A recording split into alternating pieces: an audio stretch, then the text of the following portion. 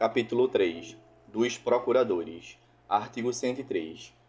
A parte será representada em juízo por advogado regularmente inscrito na Ordem dos Advogados do Brasil. Parágrafo único. É lícito à parte postular em causa própria quando tiver habilitação legal. Artigo 104.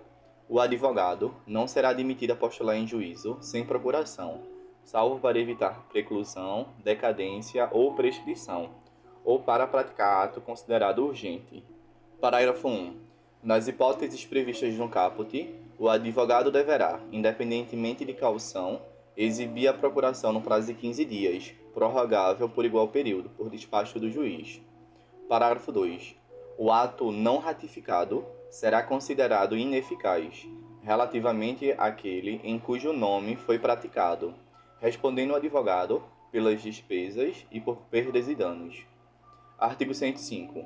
A Procuração-Geral para o foro, outorgada por instrumento público ou particular, assinado pela parte, habilita o advogado a praticar todos os atos do processo, exceto receber citação, confessar, reconhecer a procedência do pedido, transigir, desistir, renunciar ao direito sobre o qual se funda a ação, receber, dar quitação, firmar compromisso e assinar declaração de hipossuficiência econômica, que devem constar de cláusula específica. Parágrafo 1. A procuração pode ser assinada digitalmente, na forma da lei. Parágrafo 2. A procuração deverá conter o nome do advogado, seu número de inscrição na Ordem dos Advogados do Brasil e endereço completo. Parágrafo 3. Se o outorgado integrar sociedade de advogados, a procuração também deverá conter o nome dessa, seu número de registro na Ordem dos Advogados do Brasil e endereço completo. Parágrafo 4. Salvo disposição expressa em sentido contrário, constante do próprio instrumento, a procuração outorgada na fase de conhecimento é eficaz para todas as fases do processo, inclusive para o cumprimento de sentença. Artigo 106. Quando postular em causa própria, incumbe ao advogado, inciso 1, declarar na petição inicial ou na contestação o endereço, seu número de inscrição na Ordem dos Advogados do Brasil e o nome da sociedade de advogados da qual participa, para o recebimento de intimações. Inciso 2. Comunicar ao juízo qualquer mudança de endereço. Parágrafo 1. Se o advogado descumprir o disposto no inciso 1, o juiz ordenará que se supra a omissão, no prazo de 5 dias, antes de determinar a citação do réu, sob pena de indeferimento da petição. Parágrafo 2. Se o advogado infringir o previsto no inciso 2, serão consideradas válidas as intimações enviadas por carta registrada ou meio eletrônico ao endereço constante dos autos. Artigo 107. O advogado tem direito a, inciso 1, examinar em cartório de fórum e secretaria de tribunal, mesmo sem procuração, autos de qualquer processo, independentemente da fase de tramitação, assegurados a obtenção de cópias e o registro de anotações, salvo na hipótese de segredo de justiça, nas quais apenas o advogado constituído terá acesso aos autos. Inciso 2. Requerer, como procurador, vista dos autos de qualquer processo, pelo prazo de 5 dias. Inciso 3. Retirar os autos do cartório ou da secretaria pelo prazo legal, sempre que neles lhe couber falar por determinação do juiz, nos casos previstos em lei. Parágrafo 1. Ao receber os autos, o advogado assinará carga em livro ou documento próprio. Parágrafo 2. Sendo o prazo comum às partes, os procuradores poderão retirar os autos somente em conjunto ou mediante prévio ajuste, por petição nos autos. Parágrafo 3. Na hipótese do parágrafo 2, é lícito ao procurador retirar os autos para obtenção de cópias, pelo prazo de 2 a 6 horas, independentemente de ajuste e sem prejuízo da continuidade do prazo. Parágrafo 4.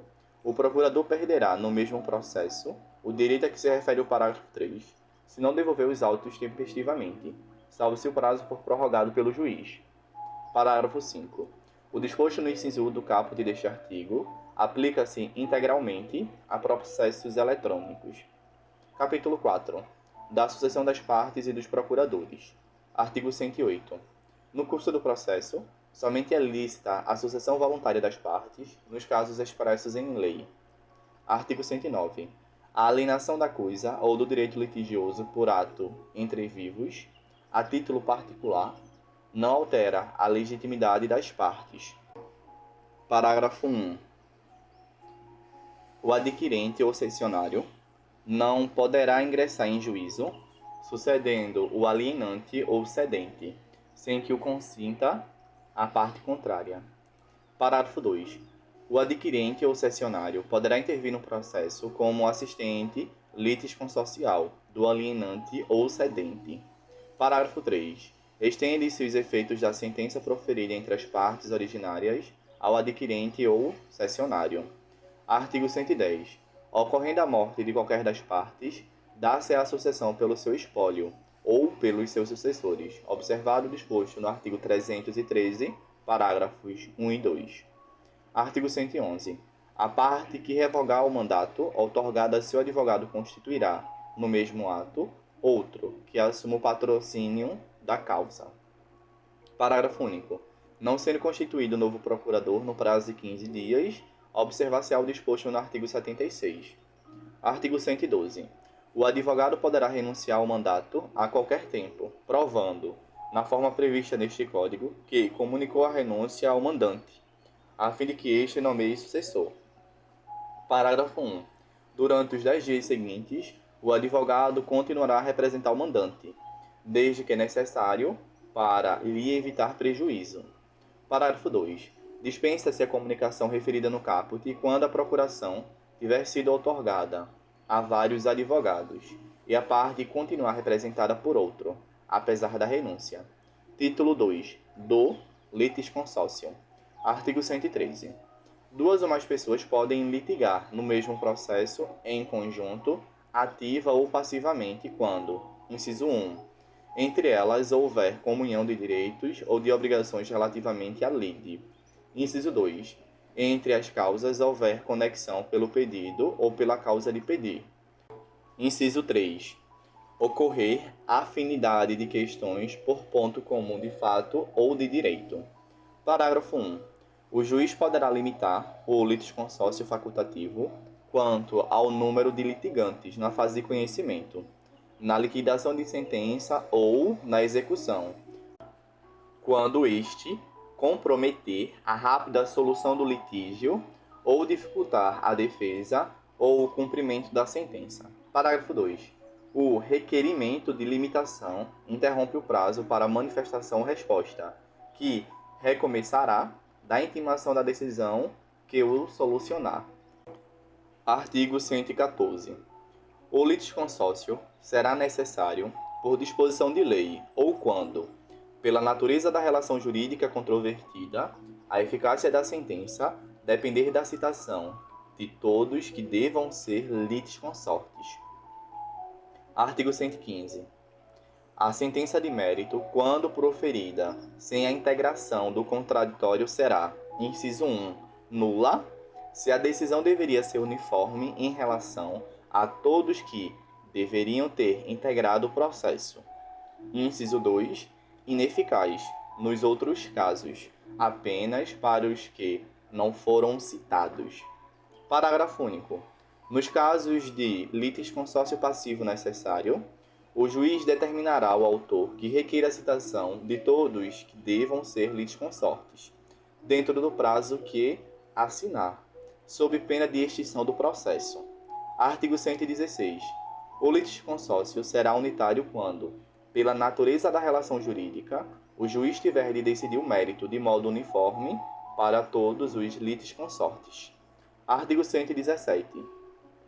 Os litisconsortes serão considerados em suas relações com a parte adversa como litigantes distintos, exceto no litisconsórcio unitário, caso em que os atos e as omissões de um não prejudicarão os outros, mas os poderão beneficiar. Artigo 118. Cada litisconsorte tem o direito de promover o andamento do processo, e todos devem ser intimados dos respectivos atos. Título 3. Da intervenção de terceiros. Capítulo 1. Da assistência. Seção 1. Disposições gerais. Artigo 119. Pendendo causa entre duas ou mais pessoas, O terceiro, juridicamente interessado em que a sentença seja favorável a uma das partes, poderá intervir no processo para assisti-la. Parágrafo único. A assistência será admitida em qualquer procedimento e em todos os graus de jurisdição, recebendo o assistente o processo no estado em que se encontre. Artigo 120. Não havendo impugnação no prazo de 15 dias, o pedido do assistente será deferido, salvo se for caso de rejeição liminar. Parágrafo único. Se qualquer parte alegar que falta ao requerente interesse jurídico para intervir, o juiz decidirá o incidente, sem suspensão do processo. Seção 2. Da assistência simples. Artigo 121. O assistente simples atuará como auxiliar da parte principal, exercerá os mesmos poderes e sujeitar-se-á aos mesmos ônus processuais que o assistido. Parágrafo único. Sendo revel ou, de qualquer outro modo, omisso o assistido, o assistente será considerado seu substituto processual. Artigo 122. A assistência simples não obsta a que a parte principal reconheça a procedência do pedido, desista da ação, renuncie ao direito sobre o qual se funda a ação ou transija sobre direitos controvertidos. Artigo 123. Transitada em julgado a sentença no processo em que interveio o assistente, este não poderá, em processo posterior, discutir a justiça da decisão, salvo se alegar e provar que, inciso 1, pelo estado em que recebeu o processo, ou pelas declarações e pelos atos do assistido, foi impedido de produzir provas suscetíveis de influir na sentença. Inciso 2. Desconhecia a existência de alegações ou de provas das quais o assistido, por dolo ou culpa, não se valeu. Seção 3. Da assistência litisconsorcial. Artigo 124. Considera-se litisconsorte da parte principal o assistente, sempre que a sentença influir na relação jurídica entre ele e o adversário do assistido. Capítulo 2. Da denunciação da lide. Artigo 125. É admissível a denunciação da lide, promovida por qualquer das partes. Inciso 1. Ao alienante imediato, no processo relativo à coisa cujo domínio foi transferido ao denunciante, a fim de que possa exercer os direitos que da evicção lhe resultam. Inciso 2. Aquele que estiver obrigado, por lei ou pelo contrato, a indenizar em ação regressiva o prejuízo de quem for vencido no processo. Parágrafo 1. O direito regressivo será exercido por ação autônoma, quando a denunciação da lide for indeferida, deixar de ser promovida ou não for permitida. Parágrafo 2. Admite-se uma única denunciação sucessiva, promovida pelo denunciado contra seu antecessor imediato na cadeia dominial ou quem seja responsável por indenizá-lo, não podendo o denunciado sucessivo promover nova denunciação, hipótese em que eventual direito de regresso será exercido por ação autônoma. Artigo 126. A citação do denunciado será requerida na petição inicial, se o denunciante for autor, ou na contestação, se o denunciante for réu, devendo ser realizada na forma e nos prazos previstos no artigo 131. Artigo 127. Feita a denunciação pelo autor, o denunciado poderá assumir a posição de litisconsorte do denunciante e acrescentar novos argumentos à petição inicial, procedendo-se em seguida à citação do réu. Artigo 128. Feita a denunciação pelo réu, inciso 1. Se o denunciado contestar o pedido formulado pelo autor, o processo prosseguirá tendo, na ação principal, em litisconsórcio, denunciante e denunciado. Inciso 2. Se o denunciado for revel, o denunciante pode deixar de prosseguir com sua defesa, eventualmente oferecida, e abster-se de recorrer, restringindo sua atuação à ação regressiva. Inciso 3. Se o denunciado confessar os fatos alegados pelo autor na ação principal, o denunciante poderá prosseguir com sua defesa ou, aderindo a tal reconhecimento, pedir apenas a procedência da ação de regresso. Parágrafo único. Procedente o pedido da ação principal, pode o autor, se for o caso, requerer o cumprimento da sentença também contra o denunciado, nos limites da condenação deste na ação regressiva. Artigo 129. Se o denunciante for vencido na ação principal, o juiz passará ao julgamento da denunciação da lide. Parágrafo único. Se o denunciante for vencedor, a ação de denunciação não terá o seu pedido examinado, sem prejuízo da condenação do denunciante ao pagamento das verbas de sucumbência em favor do denunciado. Capítulo 3. Do chamamento ao processo. Artigo 130. É admissível o chamamento ao processo requerido pelo réu, inciso 1, do afiançado na ação em que o fiador for réu. Inciso 2, dos demais fiadores na ação proposta contra um ou alguns deles. Inciso 3, dos demais devedores solidários, quando o credor exigir de um ou de alguns o pagamento da dívida comum. Artigo 131.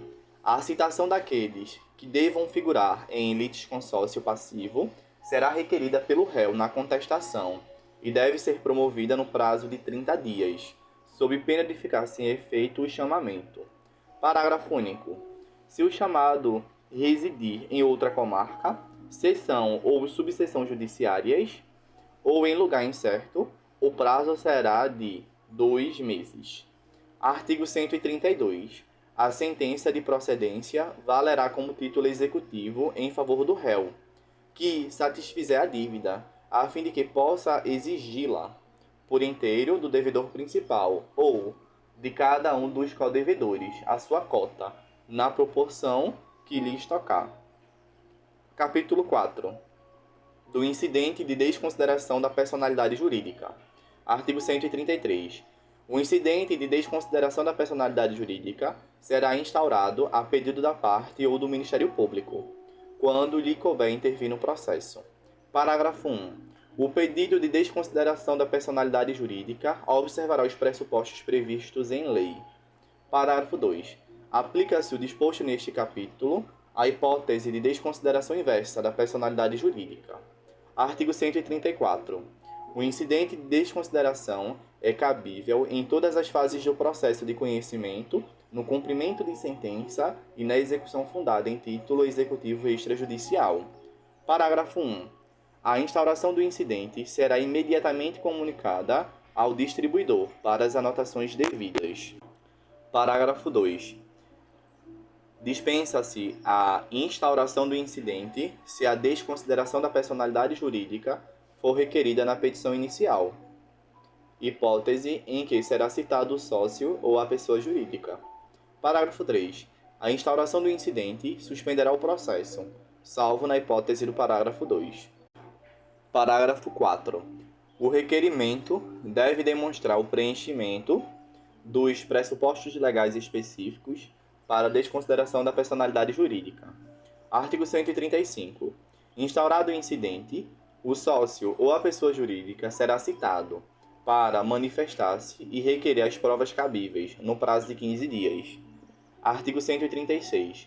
Concluída a instrução, se necessária, o incidente será resolvido por decisão interlocutória. Parágrafo único. Se a decisão for proferida pelo relator, cabe agravo interno. Artigo 137. Acolhido o pedido de desconsideração, a alienação ou a oneração de bens havida em fraude de execução será ineficaz em relação ao requerente. Capítulo 5. Do amicus curiae. Artigo 138. O juiz ou o relator, considerando a relevância da matéria, a especificidade do tema objeto da demanda ou a repercussão social da controvérsia, poderá, por decisão irrecorrível, de ofício ou a requerimento das partes ou de quem pretenda manifestar-se, solicitar ou admitir a participação de pessoa natural ou jurídica, órgão ou entidade especializada, com representatividade adequada, no prazo de 15 dias de sua intimação. Parágrafo 1.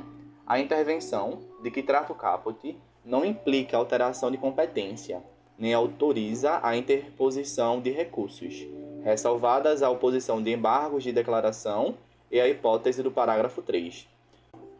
Parágrafo 2.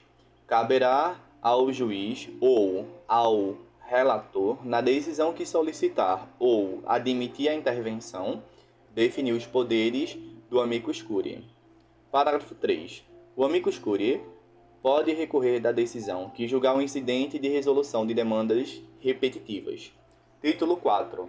Do juiz e dos auxiliares da justiça. Capítulo 1. Dos poderes, dos deveres e da responsabilidade do juiz.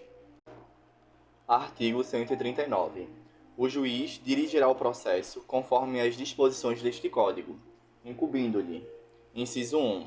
Assegurar às partes igualdade de tratamento. Inciso 2. Velar pela duração razoável do processo. Inciso 3.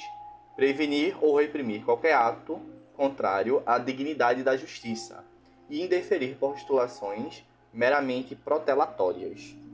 Inciso 4. Determinar todas as medidas indutivas, coercitivas, mandamentais ou subrogatórias necessárias para assegurar o cumprimento de ordem judicial, inclusive nas ações que tenham por objeto prestação pecuniária.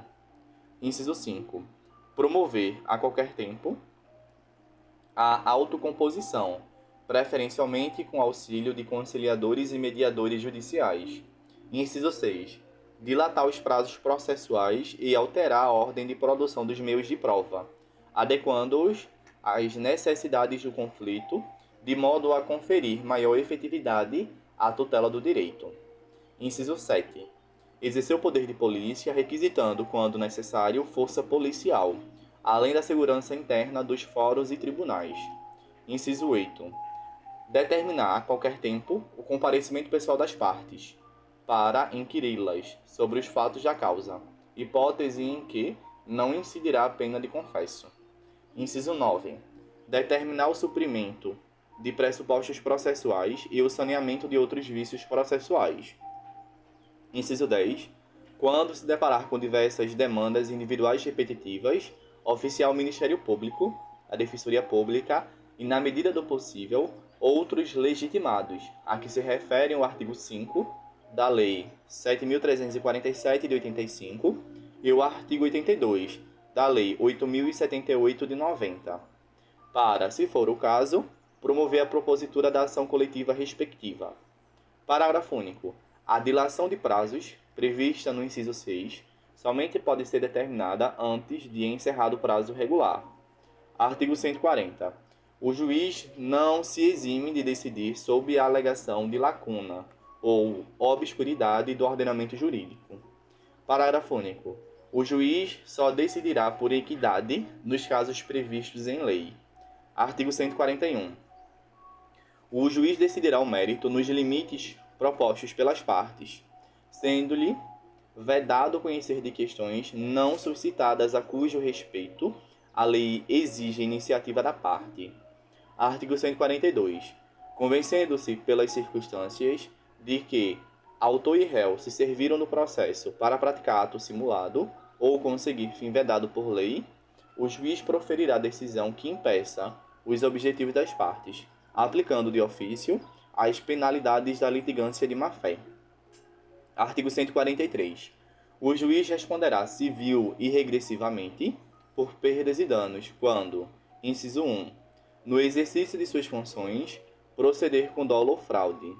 Inciso 3.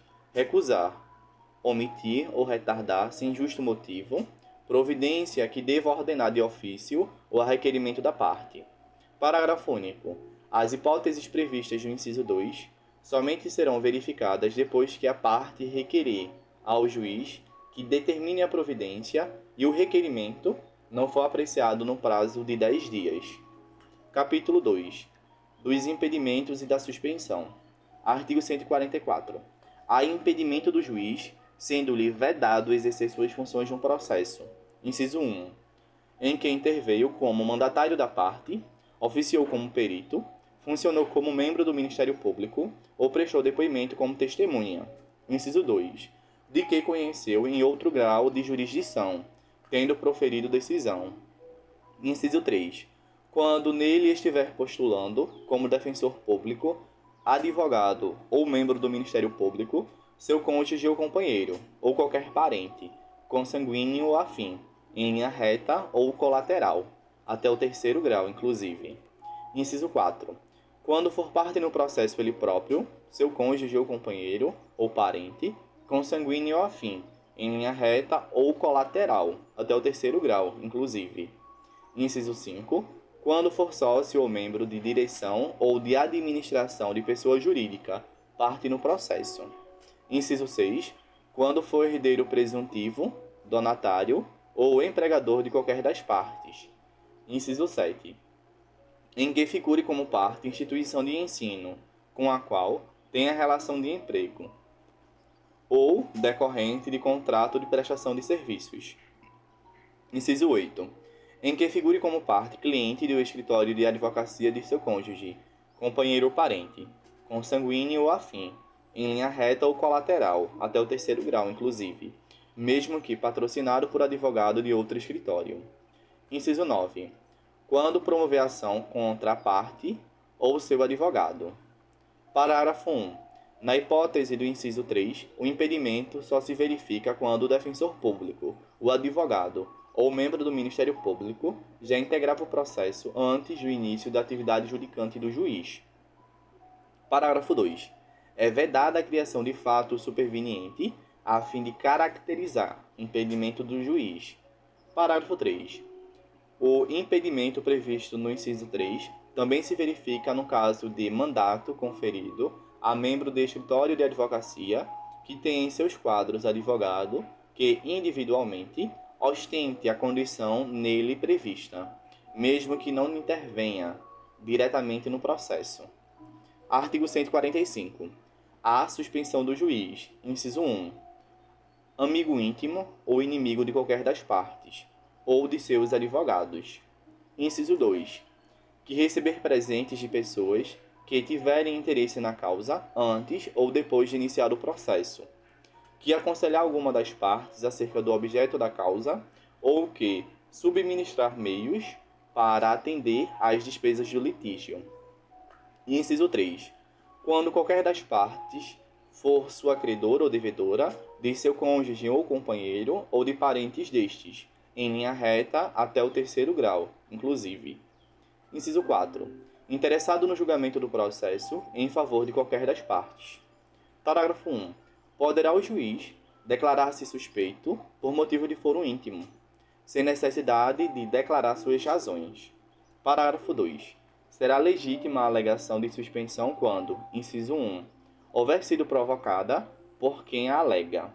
Inciso 2. A parte que a alega houver praticado ato que signifique manifesta aceitação do arguido. Artigo 146.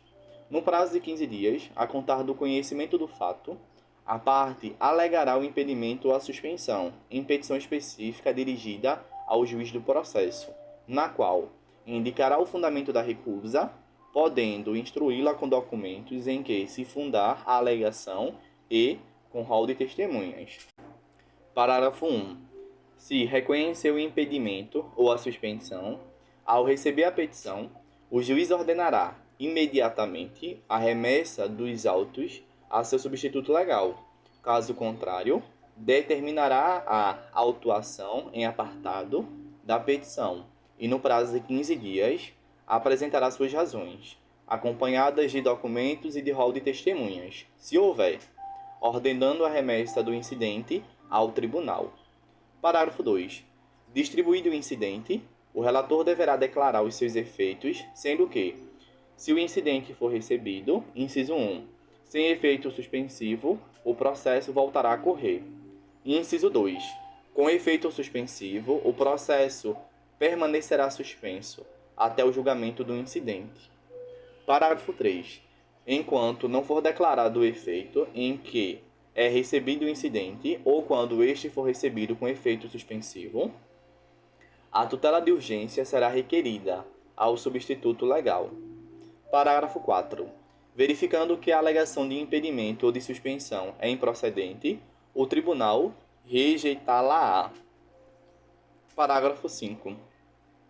Acolhida a alegação, tratando-se de impedimento ou de manifesta suspensão, o tribunal condenará o juiz nas custas e remeterá os autos ao seu substituto legal, podendo o juiz recorrer da decisão. Parágrafo 6. Reconhecido o impedimento à suspensão, o tribunal fixará o momento a partir do qual o juiz não poderia ter autuado. Parágrafo 7.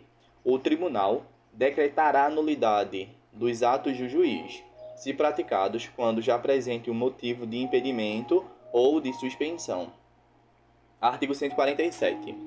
Quando dois ou mais juízes forem parentes, consanguíneos ou afins, em linha reta ou colateral até o terceiro grau, inclusive, o primeiro que conhecer do processo impede que o outro nele atue, caso em que o segundo se excusará, remetendo os autos ao seu substituto legal. Artigo 148. Aplicam-se os motivos de impedimento e de suspensão. Inciso 1. Ao membro do Ministério Público. Inciso 2. Aos auxiliares da Justiça. Inciso 3. Aos demais sujeitos imparciais do processo. Parágrafo 1.